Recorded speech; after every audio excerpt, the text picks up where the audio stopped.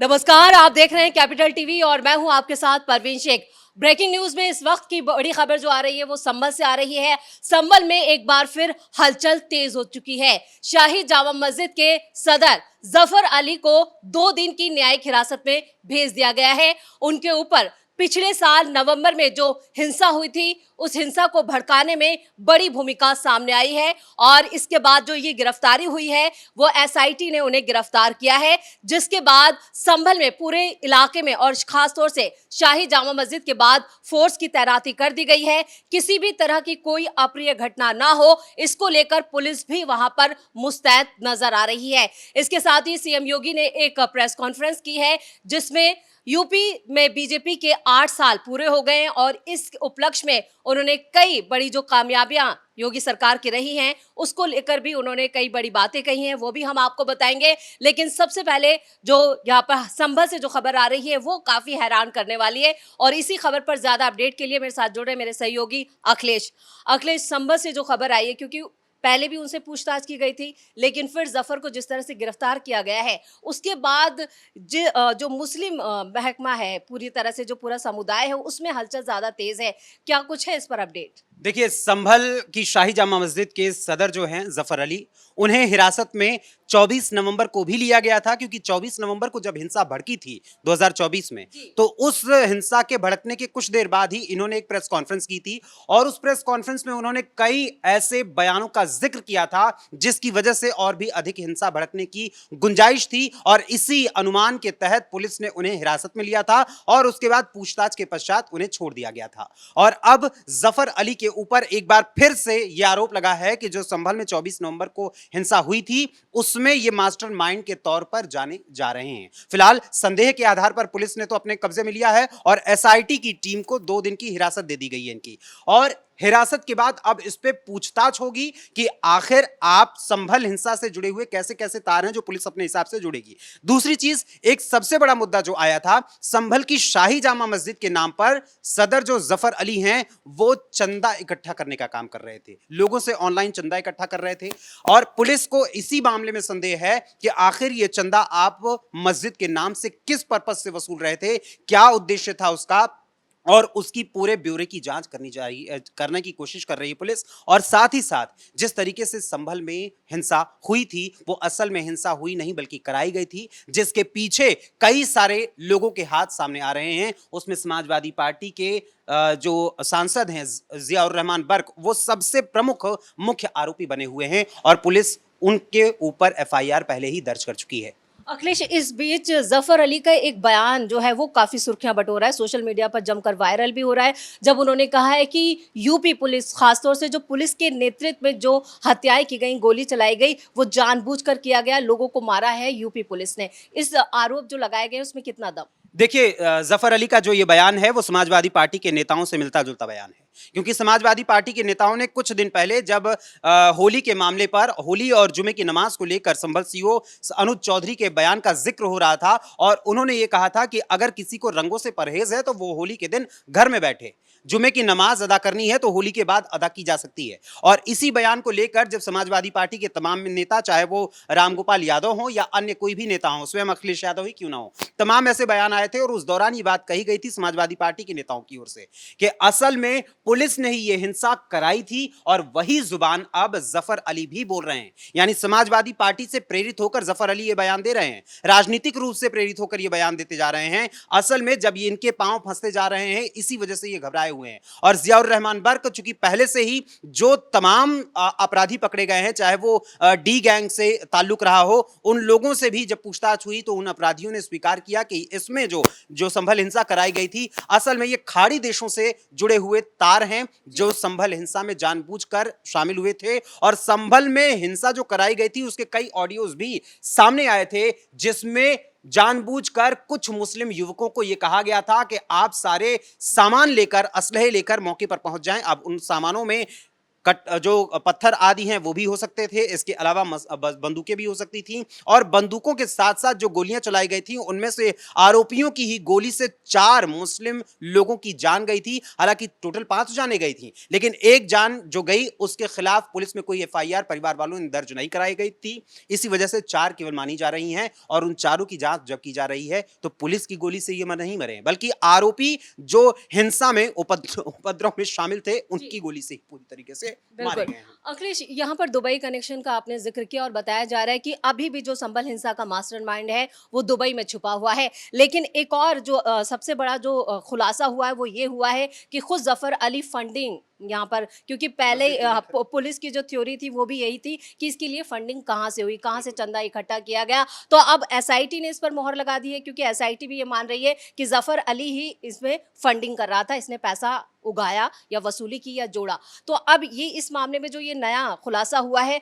उससे जफर अली के लिए कितनी दिक्कतें? देखिए, सबसे पहले तो जफर अली जो हैं वो संभल की शाही जामा मस्जिद के सदर हैं, और कुछ दिनों पहले जब अनुज चौधरी के बयान पर बवाल हो रहा था तो भी इन्होंने एक भड़काऊ बयान दिया था, और उस दौरान इन्होंने होली को लेकर कहा था कि होली कैसे मनानी है वो उन लोग डिसाइड करेंगे, लेकिन नमाज कैसे अदा करनी है ये हम डिसाइड करेंगे, कोई और नहीं बता सकता, और हमारा जो समय रहेगा उसके अनुसार हम अपना नमाज अदा करेंगे। लेकिन इसके साथ ही जफर अली जो ऑलरेडी जो शाही जामा मस्जिद का जब सर्वे हो रहा था 24 नवंबर को, तो उस दौरान उन्होंने कुएं को लेकर एक बयान देना शुरू किया था कि कुएं में ऐसा जो टीम थी, कोर्ट कमिश्नर की जो टीम थी वो जब सर्वे करने पहुंची तो वहां उन लोगों ने कुछ ऐसे काम किए जिसकी वजह से पानी बाहर आने लगा और लोग उसकी वजह से भड़क गए, जिसके बाद ये हिंसा कारित हुई। और असल में इसके पीछे जब पुलिस जांच कर रही थी उसी दौरान ये समझ में आया कि संभल के जो सांसद हैं समाजवादी पार्टी के और विधायक हैं, इन दोनों के बीच में एक पारिवारिक लड़ाई लंबे समय से चलती आ रही थी,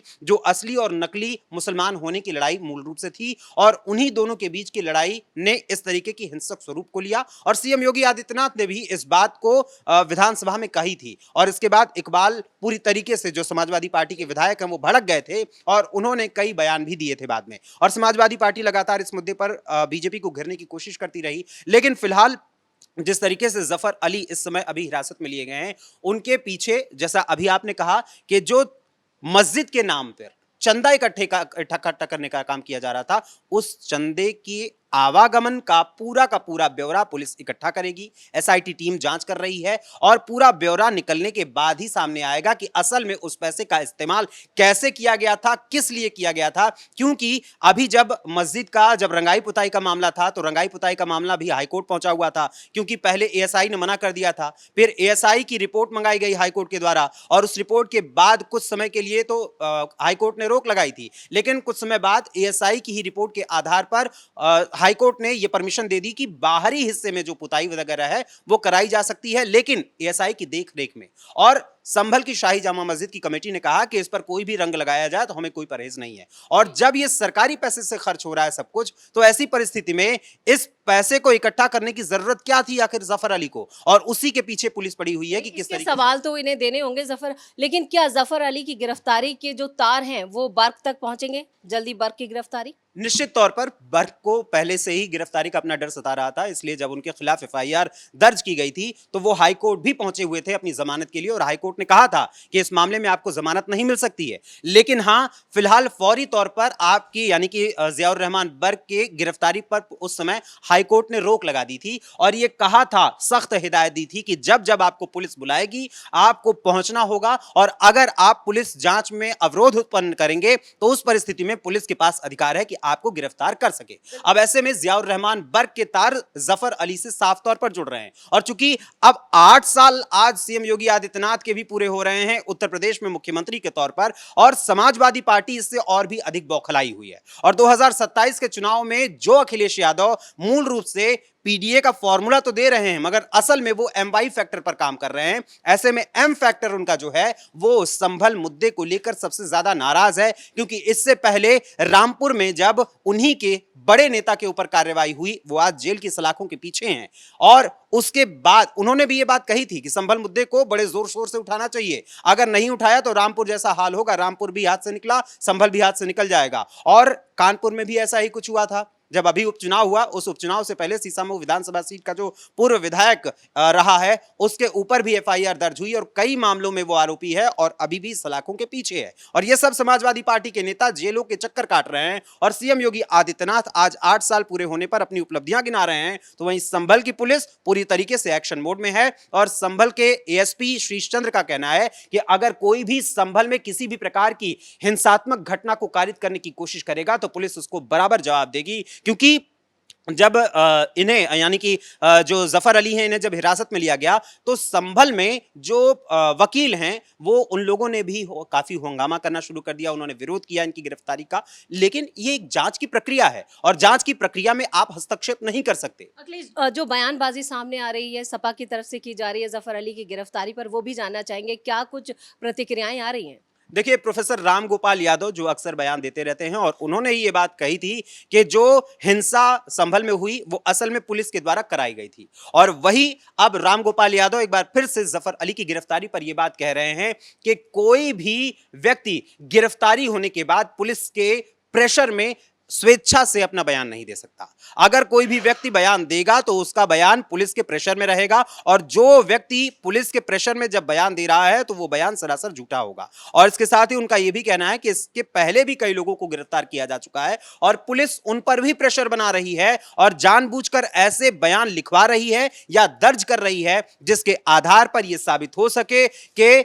असल दोषी कोई और है, ना कि पुलिस। यानी कि पूरी तरीके से जो प्रोफेसर रामगोपाल यादव हैं, समाजवादी पार्टी के राज्यसभा सांसद, वो ये आरोप लगा रहे हैं कि पुलिस ही इस घटना की असल आरोपी है और पुलिस खुद को बचाने के लिए इस तरीके के काम कर रही है। और इसके पहले अमीक जामेई ने भी ये कहा था कि संभल सीओ अनुज चौधरी जो हैं उनके ऊपर हमारी पार्टी के बड़े नेताओं के काफी एहसानात हैं और उन एहसानातों को वो भूल चुके हैं और जब समय आएगा तो सरकार बदलेगी तो हम तो कुछ नहीं करेंगे, ऊपर वाला सारा हिसाब करेगा और ऐसे लोगों की पिटाई होगी। ये पिटाई कौन करेगा? ऊपर वाला आकर करेगा या कोई और सत्ता बदलने के बाद करेगा? ये तो जनता भी जानती है। चलिए, इस तमाम जानकारी के लिए बहुत बहुत धन्यवाद। तो कुल मिलाकर जिस तरह से जफर अली की गिरफ्तारी हुई है और उस गिरफ्तारी के तार सीधे तौर पर संभल के सपा सांसद जियाउर रहमान बर्क से भी जुड़ते हुए नजर आ रहे हैं। यानी उनके ऊपर भी एक बड़ी मुसीबत, एक बड़ा संकट जो है वो कभी भी टूट पड़ सकता है। और इधर सीएम योगी ने अपने मुख्यमंत्री के तौर पर यूपी में 8 साल पूरे कर लिए हैं। संभल में जहां योगी की पुलिस ताबड़तोड़ एक्शन कर रही है, एसआईटी भी यहाँ पर सनसनीखेज खुलासे कर रही है और संभल में एक तरह से बड़ा खुलासा कर ही दिया है कि फंडिंग तक, यहाँ पर जो पैसा उगाही की गई थी वो भी जफर अली की तरफ से की गई थी। 2 दिन की न्यायिक हिरासत में है, इससे उम्मीद लगाई जा सकती है कुछ और बड़े राज भी खुलकर सामने आ सकते हैं। तो ब्रेकिंग न्यूज में मेरे साथ इतना ही। कैमरामैन कुणाल के साथ मैं परवीन शेख, कैपिटल टीवी।